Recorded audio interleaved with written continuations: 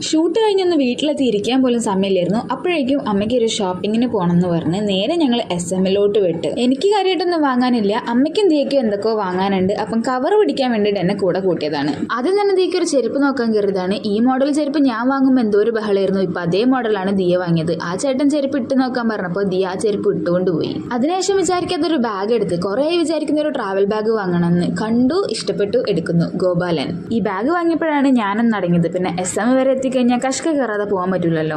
നമ്മുടെ ആദ്യത്തെ ദൗത്യം അമ്മയ്ക്കൊരു ജീൻസ് വാങ്ങാന്നുള്ളതാണെങ്കിലും അവിടെ കയറി കഴിഞ്ഞാൽ ബാക്കി ടോപ്പും ഡ്രസ്സസും ഒന്നും നോക്കാതെ എനിക്കൊരു സമാധാനം ഉണ്ടാവില്ല. ആദ്യം കുറച്ചൊക്കെ അമ്മേനെ ജീൻസ് എടുക്കാൻ സഹായിച്ചെങ്കിലും എന്റെയും അമ്മേന്റെയും താല്പര്യങ്ങൾ വേറെ വേറെ ആയതുകൊണ്ട് അവിടുന്ന് ഒരു കച്ചറ ഉണ്ടാവണ്ടെന്ന് വിചാരിച്ചിട്ട് ഞാൻ പിന്മാറി. 1.5 മണിക്കൂറിന്റെ കാര്യപ്പെട്ട തെരച്ചിലിനൊടുവിൽ രണ്ടാളും ഷോപ്പിംഗ് അവസാനിപ്പിച്ച്. അപ്പോഴേക്കും ഞാനൊരു വിധായിട്ടുണ്ടായിരുന്നു. ഒരു ജ്യൂസ് വാങ്ങി തരാതെ ഞാൻ ഇനി ഒരു അടി മുന്നോട്ട് വെക്കൂലെന്ന് പറഞ്ഞപ്പോൾ അമ്മ ഞങ്ങൾക്ക് മസാല ദോശ വാങ്ങി തന്നു. അപ്പൊ അതും കഴിച്ച് ഞങ്ങൾ നേരെ വീട്ടിലോട്ട് പോയി. അപ്പൊ അത്രേ ഉള്ളൂ. ടാറ്റാ.